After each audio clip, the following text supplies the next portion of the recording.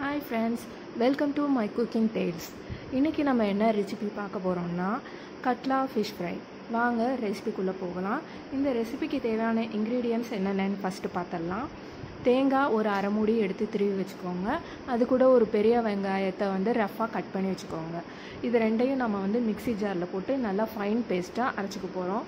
அடுத்து இது கூட நம்ம சில மசாலா ஐட்டம்ஸை சேர்க்க போகிறோம். அது என்னென்னா மிளகாய்த்தூள் ஒரு 2 டீஸ்பூன் எடுத்துக்கோங்க.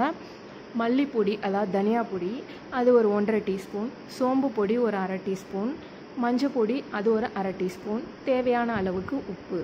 இது எல்லாத்தையும் போட்டு நம்ம ஒரு ஃபைன் பேஸ்ட்டாக ரெடி பண்ணி வச்சுக்க போகிறோம். இதில் நம்ம தண்ணி சேர்க்காமல் புளி ஊற வச்சுருப்பீங்கள. சப்போஸ் நீங்கள் மீன் குழம்பும் வைக்கிறீங்க அப்படின்னா புளி ஊற வச்சுருப்பீங்க. அந்த புளியோட தண்ணியை எடுத்து இதில் மிக்ஸ் பண்ணி நம்ம ஒரு ஃபைன் பேஸ்ட்டாக ரெடி பண்ணி வச்சுக்க போகிறோம்.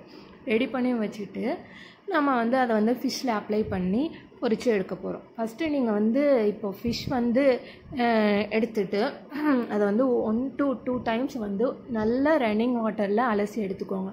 அலசி எடுத்துக்கிட்டு அதுக்கப்புறம் ராக் சால்ட் இருக்குது பார்த்தீங்களா, கல்லுப்பு, அதை போட்டு நல்லா உரசி எடுத்துக்கிட்டிங்கன்னா கண்ணுக்கு தெரியாத அந்த செதில்கள்லாம் கூட வந்துடும். அதை போட்டு வாஷ் பண்ணிவிட்டு மஞ்சள் பொடியும் லைட்டாக போட்டு வாஷ் பண்ணி வச்சுக்கோங்க. சப்போஸ் இப்போ நீங்கள் ஃபிஷ் வாங்கிட்டீங்க அப்படின்னா செய்கிறதுக்கு கொஞ்சம் லேட் ஆகும் இந்த மசாலாலாம் ரெடி பண்ணுறதுக்கு அப்படின்னா க்ளீன் பண்ணிவிட்டு அதில் தண்ணி ஊற்றி வச்சுருங்க. ஆனால் மேக்ஸிமம் ஃபிஷ் கழுவுன உடனே நம்ம ரெசிபி ரெடி பண்ணிடணும். அப்போ தான் ஃபிஷ் ஃப்ரெஷ்ஷாக இருக்கும். உங்களுக்கு அந்த டேஸ்ட் ரீட்டைன் ஆகும். ஓகேங்களா? இந்த ரெசிபி உங்களுக்கு பிடிச்சிருந்துச்சின்னா லைக் பண்ணுங்கள், சப்ஸ்கிரைப் பண்ணுங்கள், கமெண்ட் பண்ணுங்கள், ஷேர் பண்ணுங்கள். தேங்க்யூ. மறுபடியும் உங்களை அடுத்த ரெசிபியில் பார்க்குறேன்.